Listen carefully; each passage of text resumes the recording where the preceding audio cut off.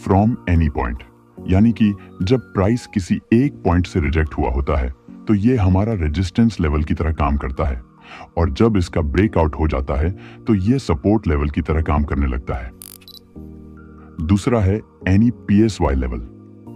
PSY level को हम psychological level कहते हैं। साइकोलॉजिकल लेवल्स 500 और 1000 लेवल्स होते हैं। उदाहरण के लिए जैसे बैंक निफ्टी में इस तरह से लेवल्स होते हैं, तो यह 49,000, 49,500, 50,000, 50,500, इस तरह के जो लेवल्स होते हैं उन्हें हम पीएसवाई लेवल कहते हैं, जो कि एक स्ट्रॉन्ग सपोर्ट और रेजिस्टेंस के जैसे काम करते हैं। मैंने इस पर एक पूरा डेडिकेटेड वीडियो बना रखा है, आप एक बार जरूर देख लेना, आपको अच्छे से समझ आ जाएगा। तीसरे प्रकार का जो हमारा सपोर्ट रेजिस्टेंस होता है वह है प्रीवियस डे क्लोजिंग। इसका मतलब है कि पिछले दिन मार्केट जिस पॉइंट पर क्लोजिंग किया हुआ होता है वह हमारा एक स्ट्रॉन्ग सपोर्ट और रेजिस्टेंस के जैसे काम करता है। जैसे मान लीजिए कि कल प्राइस इस तरह से पूरे दिन मूवमेंट किया और उसके बाद मार्केट यहां पर क्लोजिंग कर दिया था। अब मान लीजिए आज मार्केट ओपन होता है और इस प्रीवियस डे क्लोजिंग के पास आता है, तो प्राइस के बहुत हाई चांस रहते हैं कि यहां से बाउंस कर जाए, क्योंकि प्रीवियस डे की क्लोजिंग एक स्ट्रॉन्ग सपोर्ट और रेजिस्टेंस के जैसे काम करता है। चौथे प्रकार का जो सपोर्ट और रेजिस्टेंस होता है वह है टुडे की ओपनिंग, यानी कि आज के दिन की ओपनिंग। जैसे मान लीजिए आज मार्केट इस पॉइंट से ओपन होता है और यहां से अपसाइड जाता है और उसके बाद फिर से प्राइस डाउनसाइड आने लगता है। तो जब प्राइस आज के इस ओपनिंग पॉइंट के पास पहुंचेगा तो प्राइस के हाई चांस रहेंगे कि प्राइस इस ओपनिंग पॉइंट से रिजेक्ट हो जाए, क्योंकि आज की ओपनिंग जो होती है वह भी एक स्ट्रॉन्ग सपोर्ट और रेजिस्टेंस के जैसे काम करती है। मुझे उम्मीद है कि अब आपको यह अच्छे से समझ आ गया होगा कि सपोर्ट और रेजिस्टेंस कितने प्रकार के होते हैं। दोस्तों, अगर आप अभी तक वीडियो को लाइक और चैनल को सब्सक्राइब नहीं किए हुए हैं तो वीडियो को एक लाइक करके चैनल को सब्सक्राइब जरूर कर लीजिए, क्योंकि इससे हमें मोटिवेशन मिलता है, जिससे हम आपके लिए और अच्छे कंटेंट लाने की कोशिश करते हैं। बुलिश और बेरिश कैंडल्स के साथ जो दूसरी कॉन्फर्मेशन आपको देखनी है वो है नेक्स्ट कैंडल्स ब्रेक्स, हाई और लो। यानी कि आपको देखना है कि अगर किसी रेजिस्टेंस लेवल पर इनमें से कोई बेरिश रिवर्सल कैंडल्स बनती है तो वहां पर आपको इंतजार करना है जब तक इन कैंडल्स के बाद वाली कैंडल्स इन कैंडल्स के लो के नीचे क्लोजिंग न कर दे। आपको सेल साइड का ट्रेड प्लान नहीं करना है। और इसी तरह अगर इनमें से कोई भी बुलिश रिवर्सल कैंडल्स किसी सपोर्ट लेवल पर बनती है तो आपको वहां पर तब तक बाइंग साइड का ट्रेड प्लान नहीं करना है जब तक इन कैंडल्स के बाद वाली कैंडल्स इन कैंडल्स के हाई के ऊपर क्लोजिंग न कर दे। जब इन कैंडल्स के बाद वाली कैंडल्स इन कैंडल्स के हाई के ऊपर क्लोजिंग कर दे तो आप वहां से बाइंग साइड का ट्रेड प्लान कर सकते हैं। चलिए अब इन्हें डिटेल से समझते हैं कि हमें इसे कैसे ट्रेड करना है। आपको वीडियो को ध्यान से एंड तक देखना है, क्योंकि इस वीडियो में मैं आप लोगों को एक बोनस सेटअप भी शेयर करूंगा जिसका सक्सेस रेट बहुत अधिक है। जो सेटअप मैं आपको बताने जा रहा हूं, ये सेटअप मार्केट में बहुत बेहतरीन तरीके से काम करता है और इसकी एक्यूरेसी भी काफी ज्यादा है। जब आप इस वीडियो को एंड तक देखने के बाद इसे बैक टेस्ट करेंगे तो आपको खुद पता चल जाएगा। बस आपको सभी रूल्स को फॉलो करते हुए ही इसे इस्तेमाल करना है। मॉर्निंग में ट्रेड करने के लिए आपको देखना है जब मार्केट ओपन होता है और अपने 4 प्रकार के सपोर्ट लेवल्स में से किसी भी प्रकार के सपोर्ट लेवल पर जाता है, और अगर वहां सपोर्ट लेवल पर इन बुलिश रिवर्सल कैंडल्स में से कोई भी कैंडल्स का फॉर्मेशन होता है, चाहे वो बुलिश पिन बार हो, इंडिसीजन कैंडल्स हो या बुलिश मारुबोजू कैंडल्स हो, तो वहां पर आपको इंतजार करना है जब तक इसके बाद कोई नेक्स्ट कैंडल्स बने और इस कैंडल्स के हाई के ऊपर क्लोजिंग कर दे तो आप वहां से बाइंग साइड का ट्रेड प्लान कर सकते हैं। आपको अपना स्टॉप लॉस इस सपोर्ट लेवल के नीचे रखना है और आप अपना फर्स्ट टारगेट 30 से 50 पॉइंट्स के बीच ही रख सकते हैं, या फिर आप अपना टारगेट पहले स्विंग तक रख सकते हैं। ध्यान रहे कि जो नेक्स्ट कैंडल बने उसकी अपर विक इस तरह से ज्यादा लंबी नहीं होनी चाहिए। अगर नेक्स्ट कैंडल की अपर विक ज्यादा लंबी हो तो वहां पर आपको ट्रेड नहीं करना है, आपको ट्रेड को इग्नोर करना है। आइए इसे उदाहरण से समझ लेते हैं। अब जैसे कि आप बैंक निफ्टी के इस 5 मिनट के चार्ट को देख सकते हैं, यहां पर प्रीवियस की क्लोजिंग है, तो इस समय ये एक सपोर्ट लेवल की तरह काम कर रहा है। अब देखिए 27 अगस्त को प्राइस इस कैंडल से ओपन हुआ है और उसके बाद प्राइस यहां से डाउन साइड आया है और आप यहां देख सकते हैं कि इस सपोर्ट लेवल पर एक बुलिश पिन बार कैंडल बन गई है। अब देखिए, जो नेक्स्ट कैंडल बनी है वह कैंडल इस पिन बार कैंडल के हाई के ऊपर क्लोजिंग कर दी है। तो अब हम यहां से बाइंग साइड का ट्रेड प्लान कर सकते हैं। हम अपना स्टॉप लॉस इस सपोर्ट के नीचे और अपना टारगेट इस स्विंग से थोड़ा सा कम रख सकते हैं। अब आप देख सकते हैं कि यहां पर हमारा टारगेट बहुत आसानी से अचीव हो गया है। अगर इस बुलिश पिन कैंडल की जगह पर बुलिश मारुबोजू या इंडिसीजन कैंडल बनती है तो भी हमें इसी तरह से ट्रेड करना है। दोस्तों, ये सेटअप मार्केट में इतना एक्यूरेट है कि अगर आप इस सेटअप को मास्टर कर लेते हैं और आप सिर्फ इसी सेटअप के बेस पर सभी रूल्स को फॉलो करते हुए अपना ट्रेड प्लान करें तो आपके प्रॉफिट होने का चांस बहुत अधिक होगा और आपके लॉस होने का चांस बहुत कम होगा। चाहे तो आप इसे इस वीडियो के बाद बैक टेस्ट करके देख लेना।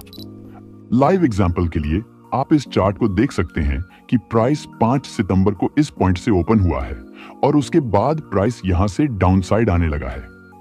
अब देखिए, जब प्राइस यहां से डाउनसाइड आया है तो यहां पे प्रीवियस डे के क्लोजिंग पर एक इनडिसीजन कैंडल बन गई है और इसके बाद जो नेक्स्ट कैंडल बनी है वो कैंडल इस इनडिसीजन कैंडल के हाई के ऊपर क्लोजिंग भी कर देती है। तो अब हम यहां से बाइंग साइड का ट्रेड प्लान कर सकते हैं। इस ट्रेड में मेरा स्टॉप लॉस 30 पॉइंट्स का है और मेरा टारगेट इस नियरेस्ट स्विंग हाई तक 45 पॉइंट्स का है। अब देखिए क्या होता है।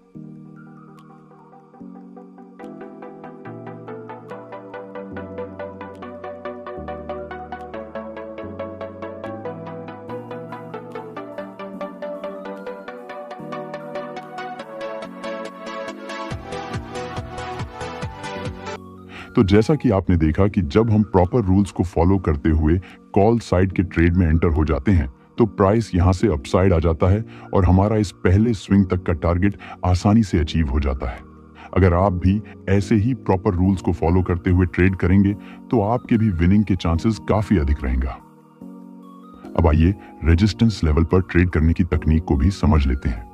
मॉर्निंग में ट्रेड करने का हमारा दूसरा तरीका है कि आपको देखना है कि जब प्राइस किसी पॉइंट से ओपन होता है और उसके बाद प्राइस अपने किसी प्रीवियस रेजिस्टेंस लेवल के पास जाता है और उस रेजिस्टेंस लेवल पर इन बेयरिश रिवर्सल कैंडलस्टिक्स में से अगर कोई कैंडल बनती है, चाहे वह बेयरिश पिन बार कैंडल हो, बेयरिश मारुबोजू कैंडल हो या फिर इंडिसीजन कैंडल हो, इनमें से कोई भी कैंडल अगर रेजिस्टेंस लेवल पर बनती है और उसके बाद वाली नेक्स्ट कैंडल अगर इन कैंडल्स के लो के नीचे क्लोजिंग कर देती है तो आप वहां से सेल साइड का ट्रेड प्लान कर सकते हैं।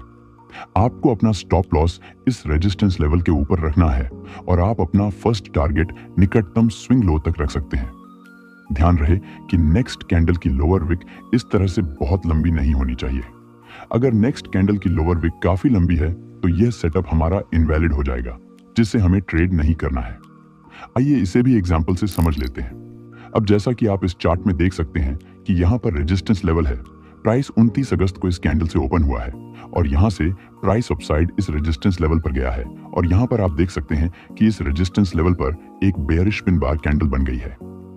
अब देखिए, इसके बाद जो नेक्स्ट कैंडल बनी है, ये कैंडल इस बेयरिश पिन बार कैंडल के लो के नीचे क्लोजिंग कर दी है। तो अब हम यहाँ से सेल साइड का ट्रेड प्लान कर सकते हैं। हमारा स्टॉप लॉस इस रेजिस्टेंस लेवल के ऊपर रहेगा और हमारा first target nearest swing low यानी कि इस पॉइंट तक रहेगा। अब आप देख सकते हैं कि यहां पर हमारा फर्स्ट टारगेट आसानी से अचीव हो गया है। इसी सेटअप को इस्तेमाल करके मैंने 2 सितंबर को बैंक निफ्टी में ट्रेड किया था।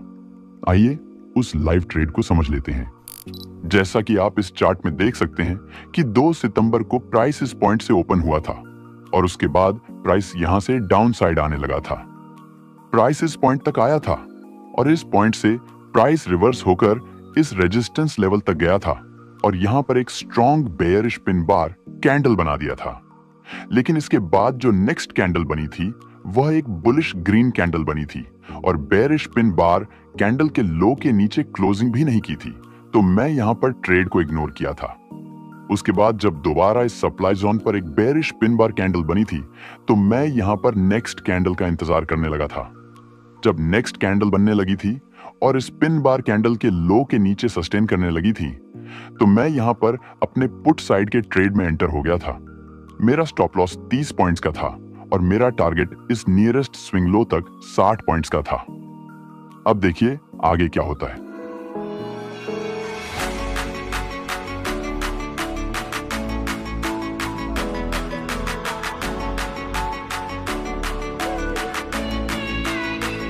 तो जैसा कि आपने देखा कि जब हम पुट साइड के ट्रेड में एंटर हो जाते हैं तो प्राइस डाउन साइड आ जाता है और हमारा टारगेट आसानी से अचीव हो जाता है।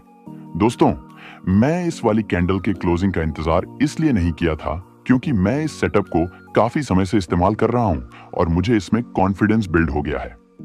लेकिन आपको नेक्स्ट कैंडल के क्लोजिंग का इंतजार जरूर करना है। जब आपको इस सेटअप का अच्छा एक्सपीरियंस आ जाए तो चाहे आप इंतजार न करना। मुझे उम्मीद है कि आपको सब कुछ बहुत अच्छे से समझ आ रहा होगा। आपको इस वीडियो में मैं जो कुछ भी बता रहा हूं उसे इस वीडियो को देखने के बाद बैक टेस्ट जरूर करना है। अब आइए हम उस बोनस सेटअप को समझ लेते हैं जिसके बारे में मैंने इस वीडियो में बताया था। लेकिन उससे पहले आपको वीडियो कैसी लग रही है एक कमेंट करके जरूर बताइए।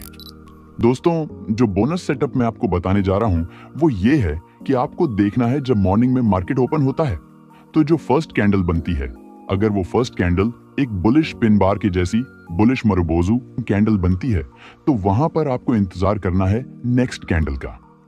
जब नेक्स्ट कैंडल बने और इस फर्स्ट कैंडल के हाई के ऊपर क्लोजिंग कर दे तो आप वहां से बाइंग साइड का ट्रेड प्लान कर सकते हैं।